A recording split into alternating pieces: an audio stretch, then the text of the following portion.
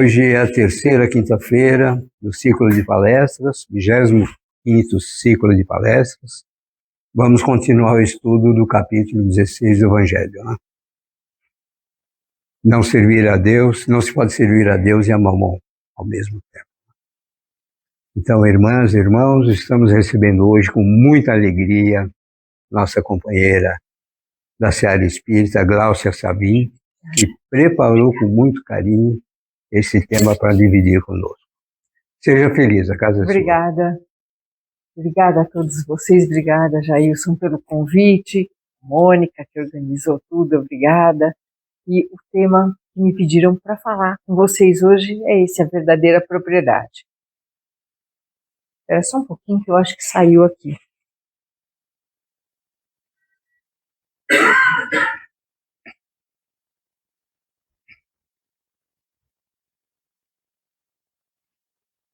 Vamos lá. A primeira coisa que a gente tem que pensar um pouco, quando a gente fala em propriedade, a gente fala da matéria, né? Então, acho que está todo mundo vendo essa cadeira. Sim. Estão vendo essa cadeira? Sim. Se a gente apagar a luz, vocês não vão ver. Na verdade, a gente não está vendo a cadeira. A gente está vendo a luz que é refletida pela cadeira. Né? Então, a luz bate no corpo, reflete, ela entra na nossa retina, a gente vê. Vocês estão todos sentados. Estão sentados, vocês acham que estão sentados também na cadeira. Mas, na verdade, a gente apertar aqui, não é matéria, é a força de repulsão dos elétrons que fazem parte dessa cadeira. Então, o que a gente chega à conclusão? Quando a gente fala da matéria, né, que a gente acha que está vendo, na verdade a gente não está vendo a matéria, a gente está vendo a luz que está refletida aqui. Física básica. A gente não está pegando. Na verdade, a gente está sentindo a repulsão. É como se a matéria nos encostasse, desse um toquinho na gente. Quando a gente é materialista, na verdade a gente acredita naquilo que a gente não vê e nem toca. Não é engraçado? E a gente acha que está vendo. Porque a matéria é uma ilusão para os nossos sentidos. Então, a primeira coisa que a gente tem que ter consciência, né, é que a matéria, que a gente acha tão real na nossa vida, que a gente acha que é tão importante, que é tão concreto, ela não existe. O que existe praticamente é um cenário para a nossa encarnação. Então, quando a gente se apega à matéria, a gente está se apegando a alguma coisa que os nossos sentidos entendem, mas que na verdade é uma ilusão, para que a gente se sinta num cenário em que a gente foi colocado. Não ia funcionar mesmo, porque eu não liguei. Então a matéria, a gente também pode ver que é tudo que está morto, que é inerte ou que vai morrer. Então quando a gente se apega a essas coisas, olha como a gente está se enganando, né? A gente está se apegando àquilo que a gente, na verdade, não vê, não toca e que vai morrer. Então a gente se apega a uma coisa que é absolutamente transitória e que é absolutamente irreal.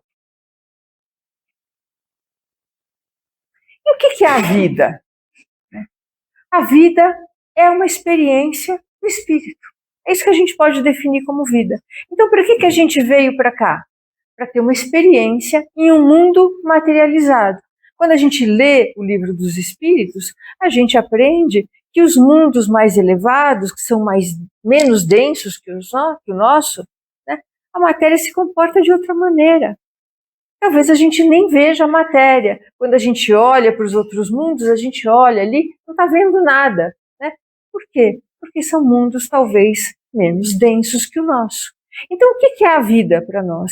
É uma experiência do espírito nesse planeta, com essas características que foram moldadas, com esse cenário que foi composto pela espiritualidade, para que a gente pudesse ter uma experiência valiosa. Isso é a vida. Né?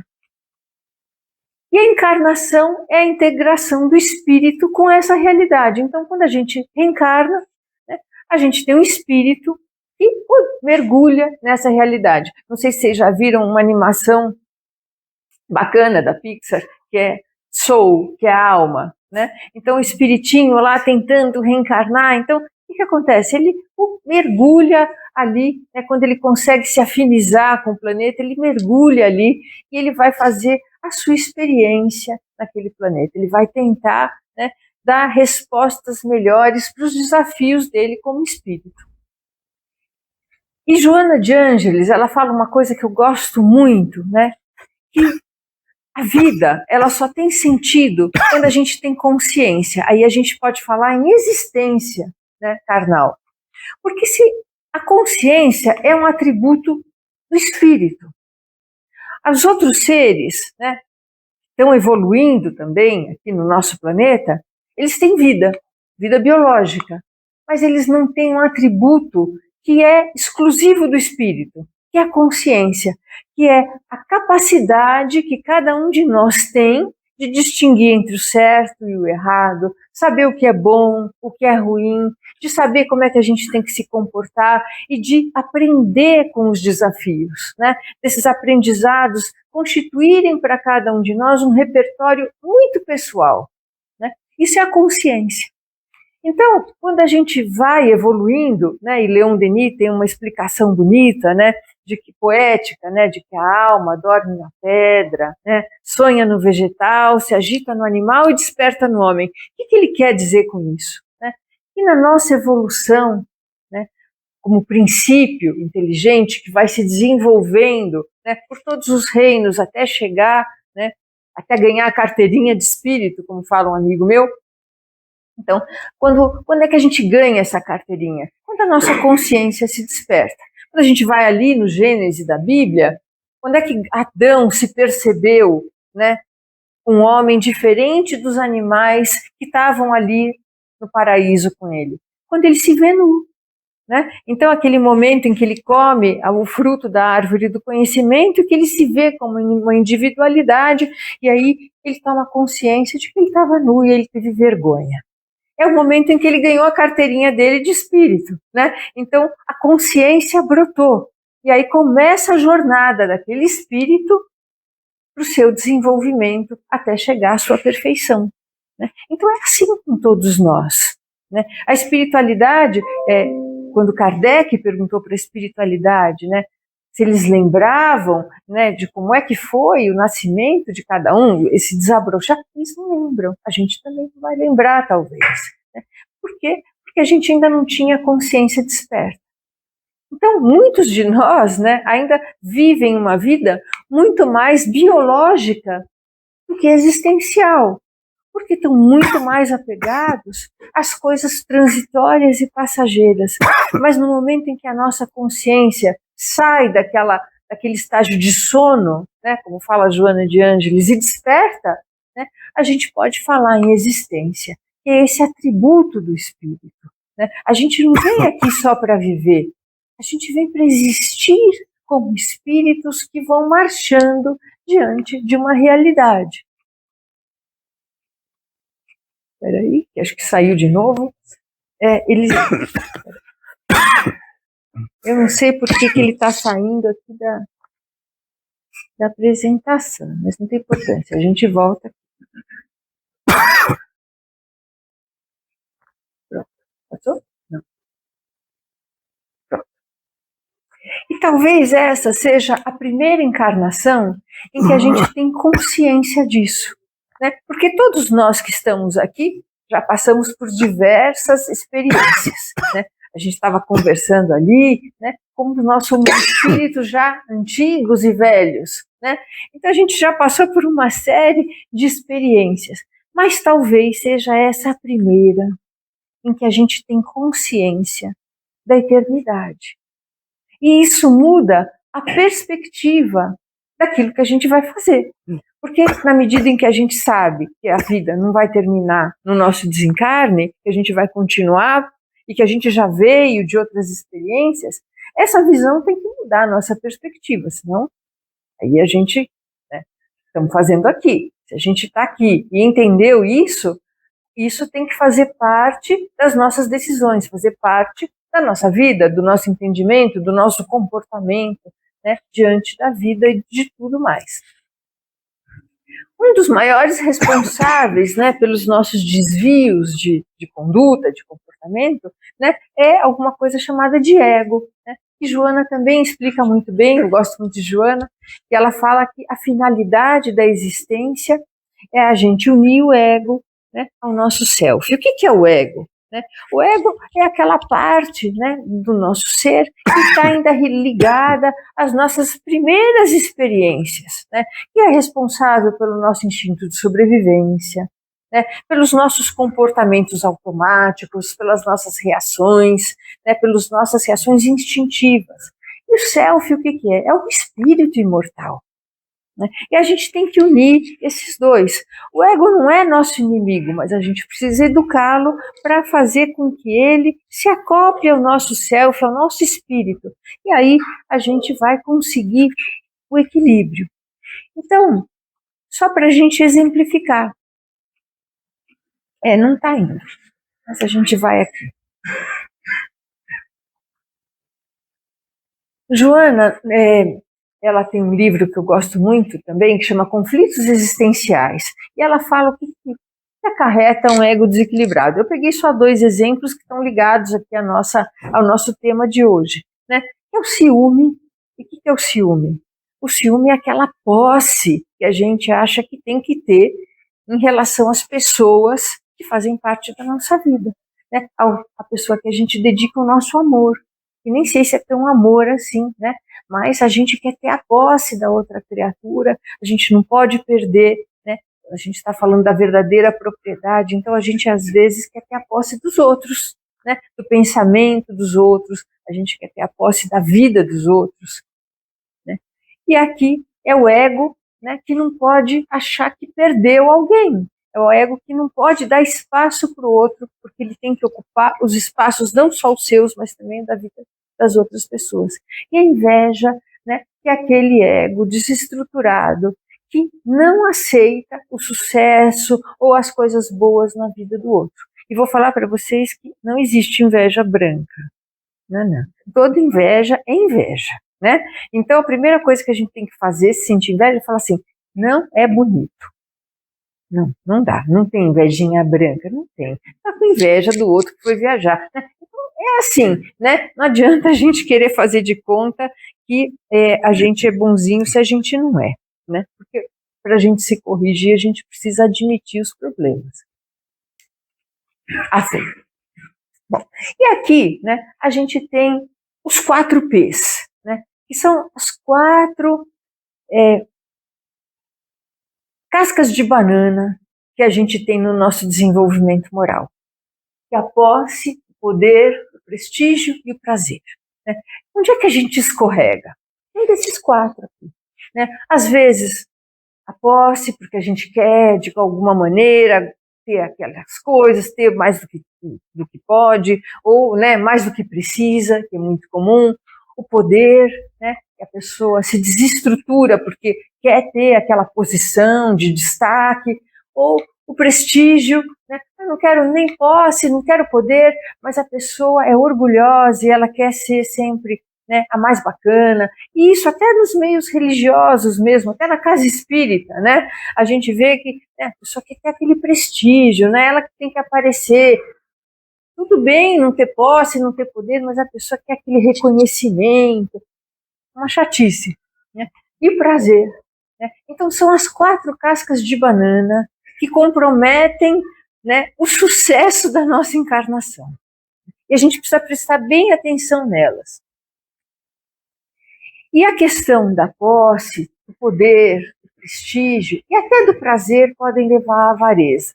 E a avareza, gente, não é só em relação aos bens materiais, mas em relação ao amor que às vezes a gente não dá, sabe? Aquela pessoa com o coração duro, que não sabe dar um abraço, que não sabe acolher, que não sabe retribuir o amor que recebe, é avara nos seus sentimentos. Né? E aí a gente fala, como é que pode? Não custa nada dar um abraço, não custa nada ligar para alguém. Não, a pessoa não vai.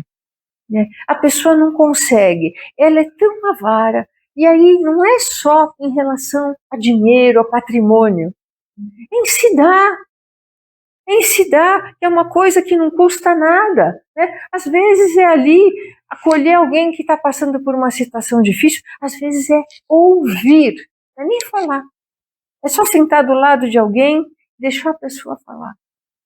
Ouve lá, né? Dá aquele ouvido para alguém desabafar e segurar na mão da pessoa e falar, estou aqui. Pronto, já foi um ato de caridade. Mas tem gente que não consegue, com o seu tempo, né? Não dedica um pouquinho do seu tempo para o outro. André Luiz tem um texto que eu gosto muito, que ele fala das horas inconscientes.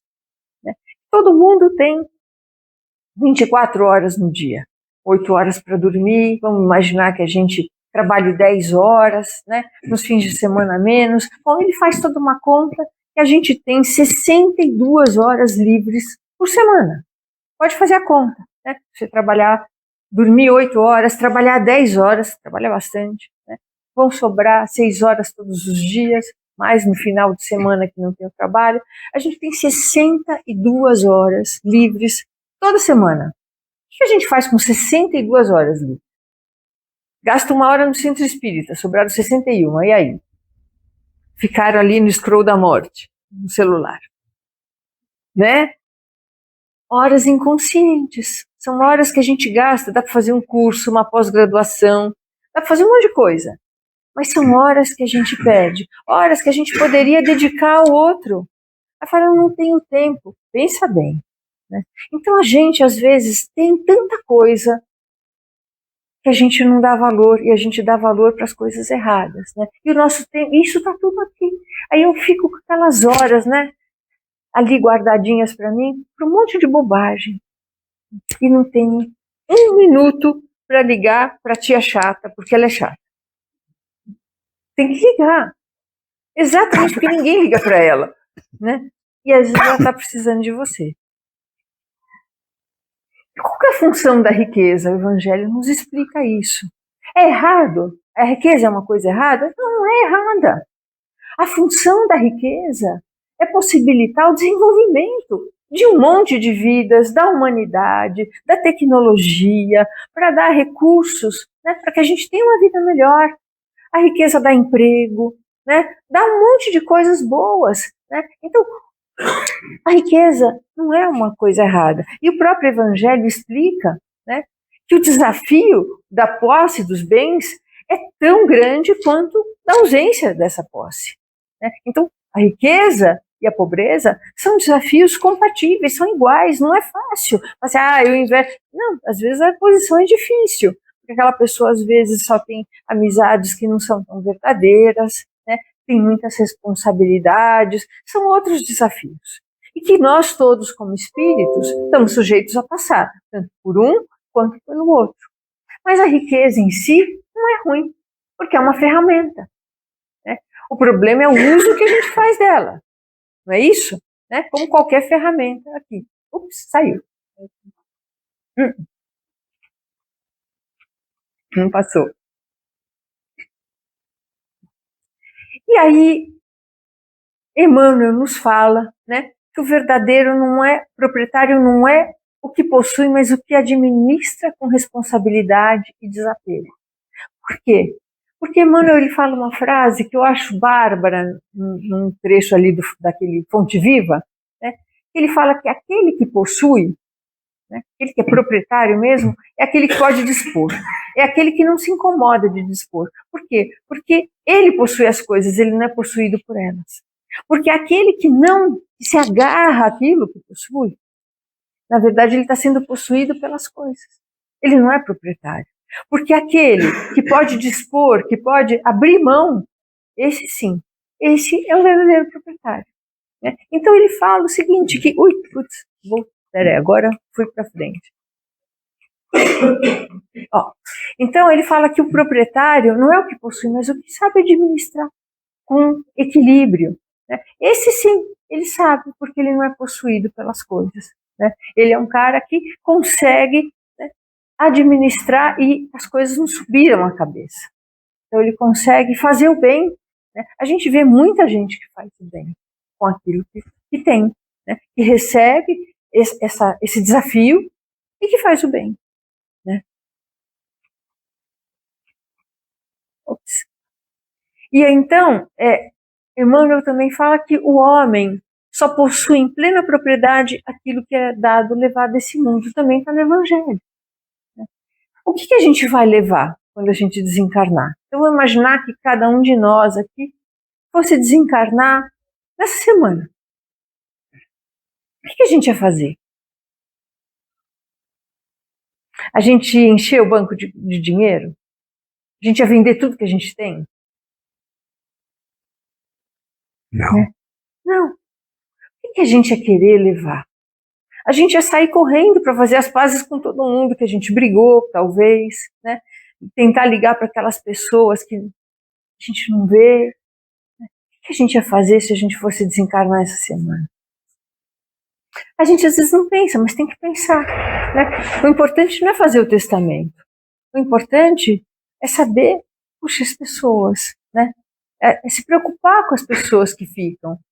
Então, sabendo que a gente não vai morrer na semana que vem, então se a gente se preocupar agora, né? Se a gente procurar essas pessoas antes, se a gente procurar cercar a nossa vida com esses valores, como se a gente fosse embora na semana que vem, né? Não deixar para depois, né? Aí outro dia uma senhora me falou assim, eu não vou fazer as pazes nessa encarnação, vou deixar para a próxima. Eu falei, a próxima pode demorar muito, né? Porque veja lá, você hoje está no caminho, como falava Jesus, você está no caminho com o outro, está fácil, mas quanto tempo a espiritualidade leva, né, para programar uma reencarnação em que a gente está ali com as pessoas que a gente precisa, né, para encontrar aquelas pessoas que têm que ser os nossos filhos, os nossos pais reencarnando antes, né, o marido que a gente, né, a alma querida que vem acompanhar a gente na jornada. Olha a logística necessária para programar uma reencarnação. Aí a gente se dá o luxo de falar, não, isso aqui eu vou deixar para a próxima.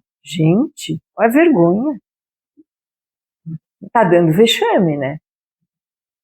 Porque não dá, né? Olha o trabalho que a gente deu, e ainda tem um mentor que vem junto, né? Então, olha o trabalho que a gente deu, né, para conseguir uma reencarnação. Aí a gente fala, vou deixar para a próxima, gente. Né? Aí depois desencarna e fala assim, não, né? Foi mal. Não dá. A gente tem que lembrar que a gente está no caminho e que a gente precisa fazer as coisas enquanto a gente está aqui. Então, o que a gente vai levar? O que a gente quer levar na nossa bagagem? Os egípcios, eles tinham até, é uma figura bonita, eu podia ter trazido, esqueci. Quando a pessoa desencarnava, né, tinha uma balança em que se colocava o coração em um dos partinhos da balança e no outro uma pena.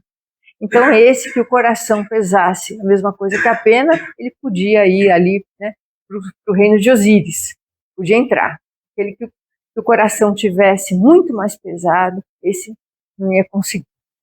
Então é isso, nosso coração tem que estar leve, né, com o peso de uma pena. E aí a gente pensa no pão nosso de cada dia, lógico, porque a gente está reencarnado. Né? E a gente não pode, se a gente está reencarnado num mundo material, não dá para falar que a gente vai viver de brisa. Ninguém vive de brisa. Né? Até muito mesmo Kardec, né, em livro Obras Póstumas, ele começa contando que quando ele viu o tamanho do trabalho que ele tinha pela frente, e ele, né, era professor, ele estava com dificuldades, ele ali, né, ele não tinha grandes posses. E ele chegou para o Espírito Verdade e falou assim, olha, tudo bem, eu vou encarar, mas vocês vão me ajudar? O que o Espírito respondeu para Kardec? Não te ajudar seria não te amar. Então, a espiritualidade nos ajuda nas coisas materiais? Ajuda. Né? Jesus orou por Pedro, para que a fé dele não desfalecesse numa hora em que ele estava passando por necessidades. Então, a gente é ajudado nas coisas materiais porque a gente tem uma existência material. Mas o Evangelho nos fala para buscar o pão nosso de cada dia. E aí Chico falava, o problema é quando a gente começa com a manteiga, a geleia, não é? Né? Então o pão nosso está tudo certo, né? Mas aí a gente vai incrementando o café da manhã. E aí as coisas não vão tendo fim, né? É como aquela coisa de fazer reforma de casa. quem já reformou casa sabe o que eu estou falando. Não acaba nunca. Né? E a gente vai inventando e uma coisa vai levar, mas já que eu estou fazendo, é a mesma coisa. Né? Então, o que Jesus quer falar aqui no Pão Nosso de Cada Dia? Né? A gente buscar o pão nosso de cada dia, a gente pede isso no Pai Nosso. Jesus nos ensinou a orar, pedindo o pão nosso de cada dia. Ok, né? É lícito a gente orar pedindo pelo trabalho, pedindo pelo auxílio numa situação difícil? Claro que é. E a espiritualidade se compadece de nós? E como? Porque eles também já passaram por isso que a gente está passando. Mas, né, não vale querer ganhar na loteria. Até porque, já vou avisar para vocês, uma aluna minha disse isso outro dia, eu achei brilhante. Porque tem gente que fala assim, eu quero ganhar na loteria, vou dar metade para a instituição de caridade. Você não vai ganhar, porque essa prova já não é para você. Você já vai dar metade para a instituição da caridade, você não está precisando dessa prova da loteria. Então, já vou avisar que aqui, né, guarda esse dinheirinho para uma coisa melhor. Guarda R$5, né, R$7, não sei, né, porque você vai dar... Essa prova já não é para você. Né? O que a gente tem que lutar é para que nunca falte, né, pão na nossa mesa, na nossa casa, e que a gente ainda possa compartilhar aquilo que a gente puder com os outros. Né? É não ficar fissurado nessa coisa, e hoje está tão fácil, porque a gente tem tantos impulsos, né, de rede social, para isso, e correr, e comprar aquilo outro, e se comparar com fulano, ciclano. São as ilusões. Né? São essas ilusões do ego e que, claro, né, o pessoal que faz os algoritmos, né, essas grandes empresas querem que a gente fique o maior tempo possível, né, claro, nas plataformas, porque é assim que eles ganham dinheiro, senão eles não ganham. Então, eles vão pegar onde? Nas nossas maiores fragilidades.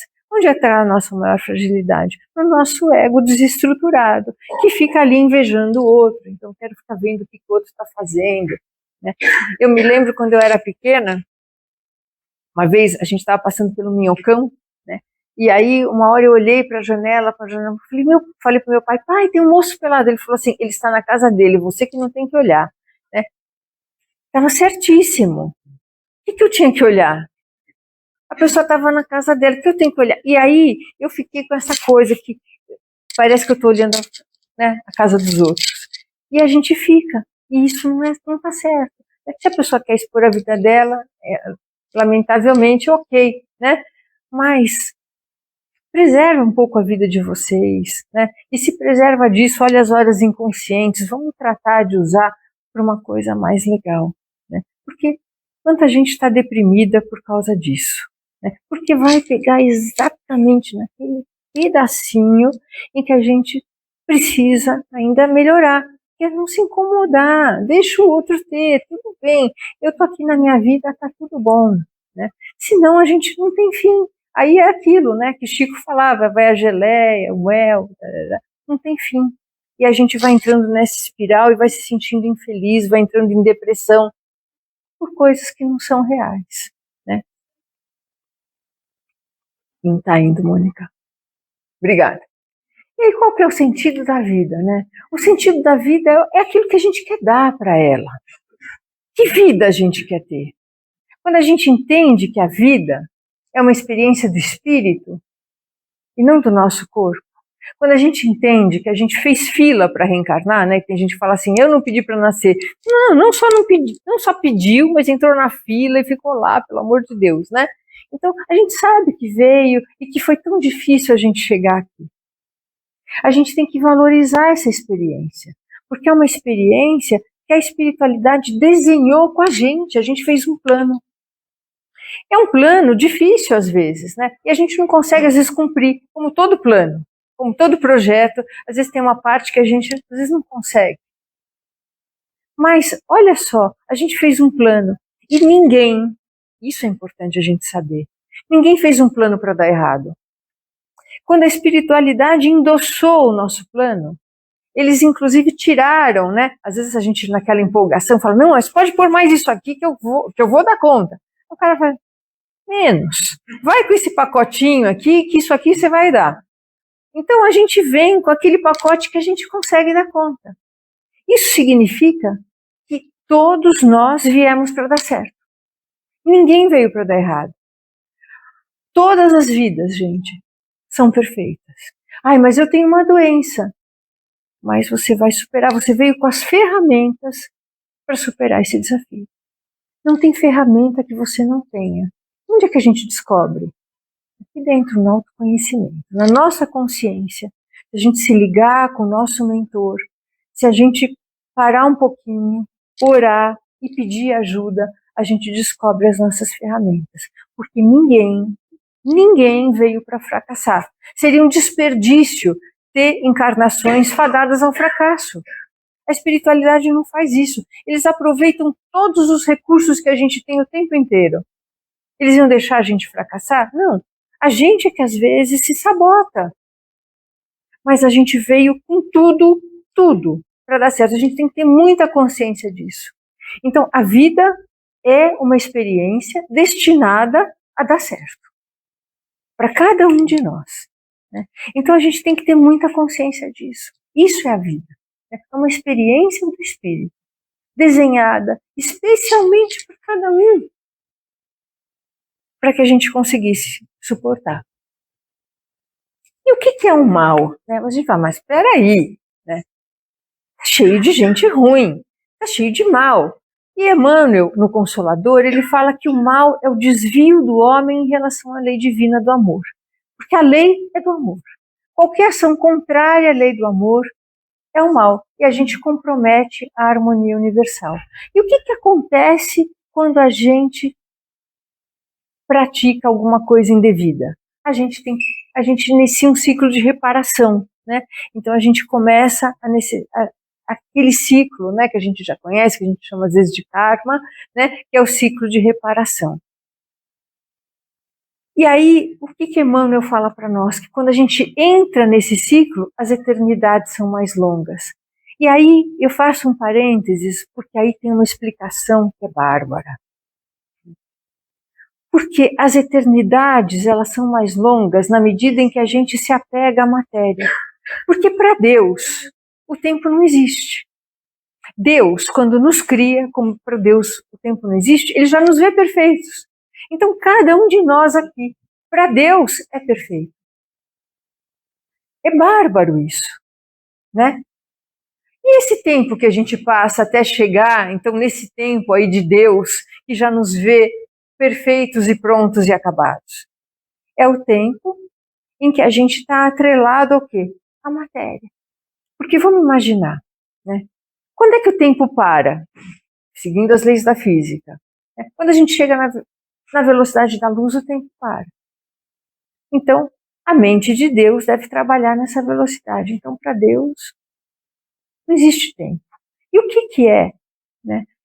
Quando a gente está aqui, o tempo para Einstein, né, era o espaço-tempo. Então, o tempo só existe em função do espaço, da matéria. Na hora que o espírito se desprende da matéria, que é aquela ilusão que a gente estava falando no começo, o tempo não existe mais. Aí a gente entra naquele tempo divino. O tempo só existe para cada um de nós, enquanto a gente estiver apegado à matéria.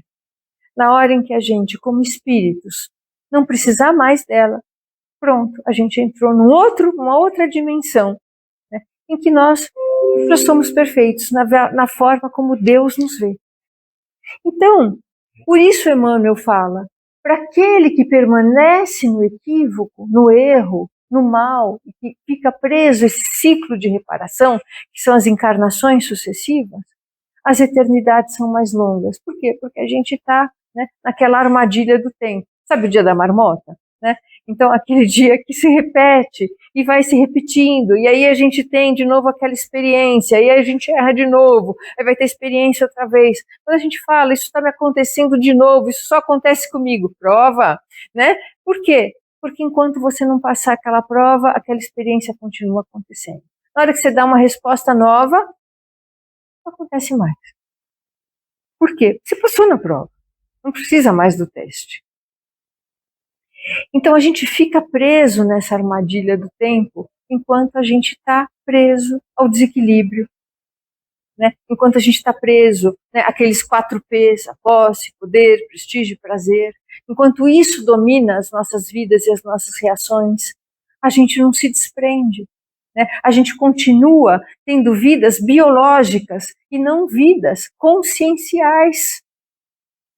Então, a gente resume, né, a nossa existência a uma vida sem perspectiva, porque a gente perdeu o rumo, a gente perdeu, né, o propósito da existência, que é a evolução do espírito.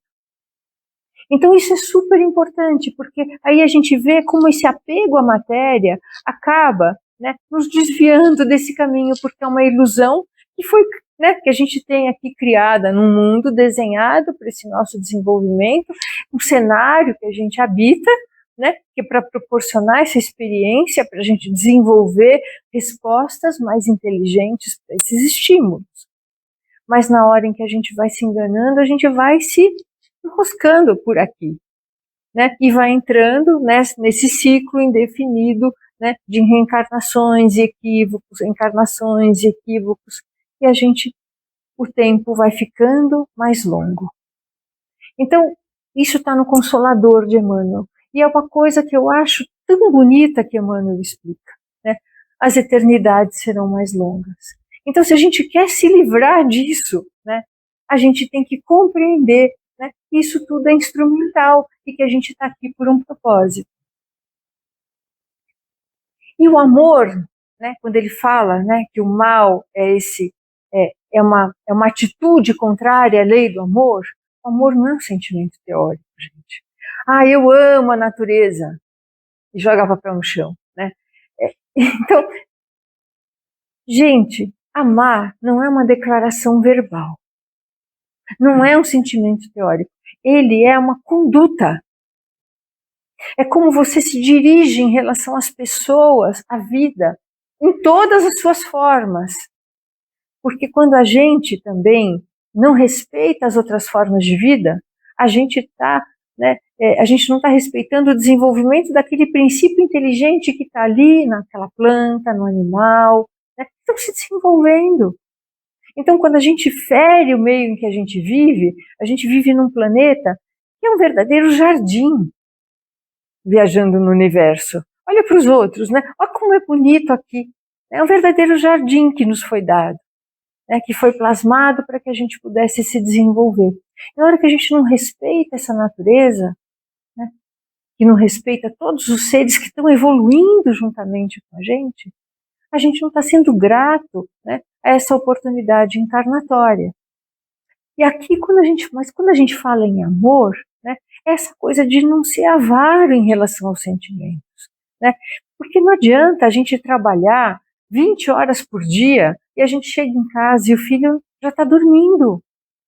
E aí a gente, quando perde o trabalho ou quando se aposenta, a gente encontra um desconhecido na nossa casa, morando com a gente.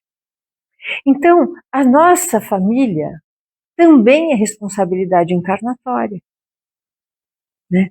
Então, não adianta vir para o centro, né, e falar, o centro da nossa responsabilidade é a nossa família também, né? Tudo que está na nossa vida é com a gente. Está no teu caminho, é com você, não é com o vizinho, né? Então, a pessoa que te pede ajuda, está na tua vida, é com você. Podia ser você pedindo ajuda, ainda bem que você está em condição de ajudar, né? Então, tudo que está no nosso caminho é com a gente. Não tem o que não seja. Não é aqui por engano. Está aqui porque é nosso, né? O parente difícil, doente, é responsabilidade nossa. Não dá para a gente achar que não. Mas se a gente não tem amor, fica tudo pesado. Quando a gente vai tratar de alguém que está, sei lá, um paciente terminal, se a gente não tem amor, aquela é uma experiência dolorida para todo mundo, para o paciente, é dolorido para você, né? Se a gente está com alguém doente na nossa casa e a gente age amorosamente, nossa, o paciente até melhora, né? Eu tô com meu sogro também em terminal, né? Ele foi para eu e meu marido estamos cuidando dele, ele engordou, né? Ninguém acredita que ele engordou. Claro, família italiana é outra coisa, mas a gente está com comida, no princípio, que comida é amor, né? Então mas tudo com amor, né? tudo com amor, você faz aquilo com amor, né? Por quê? Porque você sabe que aquela pessoa vai desencarnar, você não tem dúvida. Mas você quer que ela desencarne como? Feliz. Feliz. Né? Que desencarne bem, para encontrar os entes queridos, para desencarnar numa boa.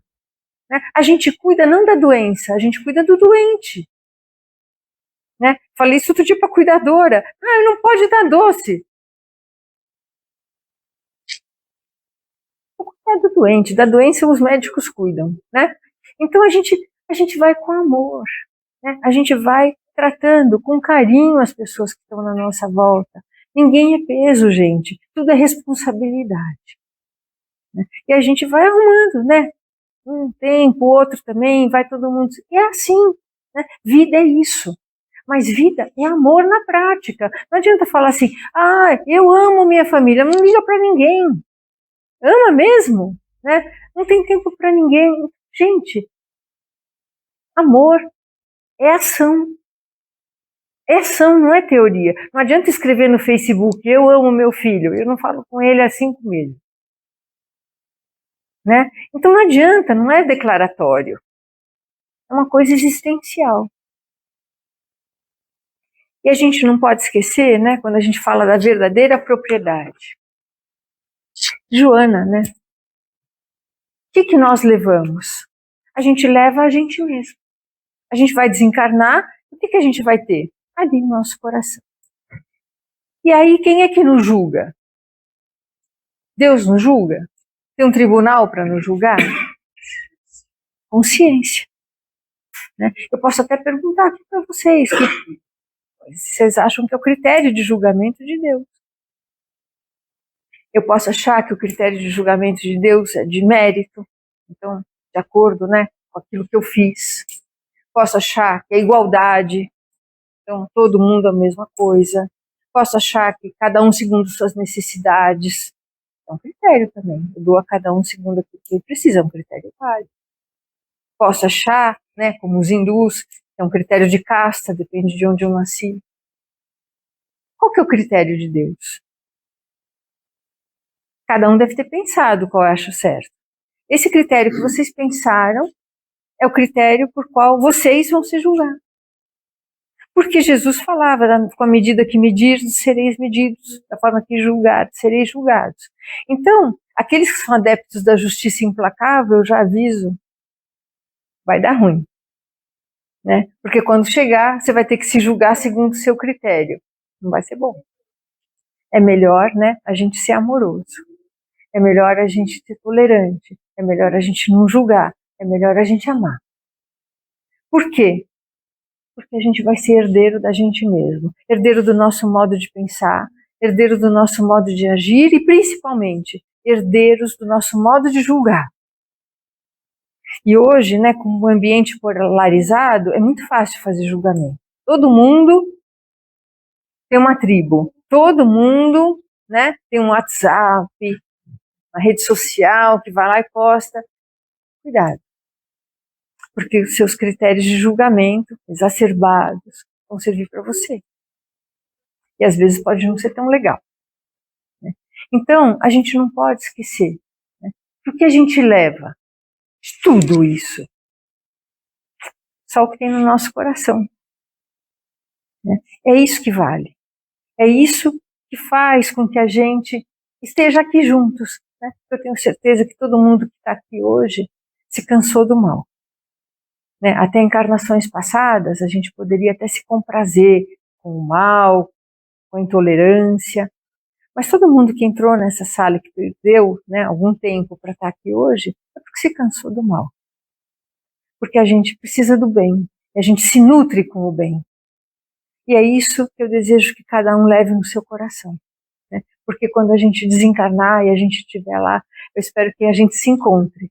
Né? E que a gente possa compartilhar momentos de alegria e de amor, e que a gente tenha muitas coisas bonitas para contar. De exemplos de amor que a gente compartilhou, exemplos de doação que a gente compartilhou, porque o que a gente tem no banco não vai valer nada.